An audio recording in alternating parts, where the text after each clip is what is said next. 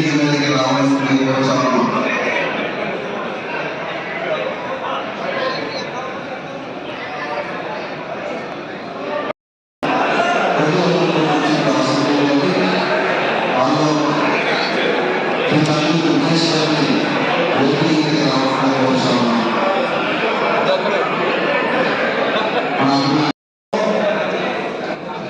ఉమ్మడి జనసేన తెలుగుదేశం బీజేపీ ఉమ్మడి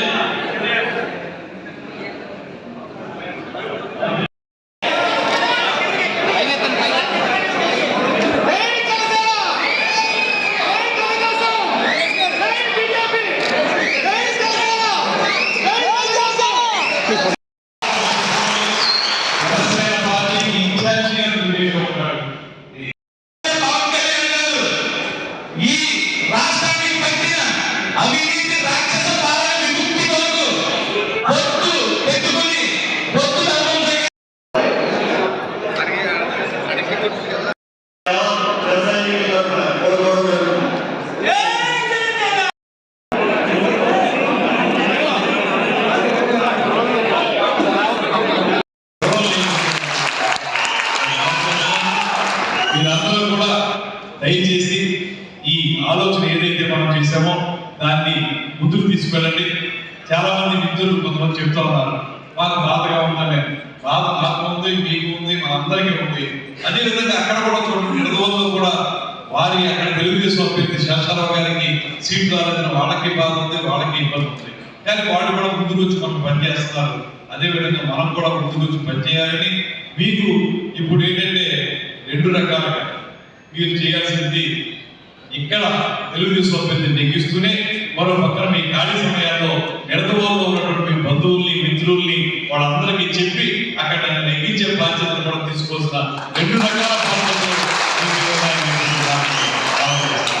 ఆ తర్వాత ఇంకొక ముఖ్య విషయం గుర్తుపెట్టుకోండి, నేను నిడదవోలులో ఉన్నా మనం కావాలని కోరుకున్నప్పటికీ కూడా మనకి నిజంగా చాలా చక్కగా ఇక్కడ అన్ని రకాలుగా కూడా ఇక్కడ గ్యారంటీగా విజయం సాధిస్తామనేటువంటి సందర్భంలో సైతం ఎప్పుడైతే సిట్టింగ్ ఎమ్మెల్యేలకి టికెట్ ఇవ్వాలనేటువంటి ఆలోచన చంద్రబాబు నాయుడు గారు చేశారు, దాని విషయంలో కూడా పవన్ కళ్యాణ్ గారు చాలా గట్టిగానే అడిగారు.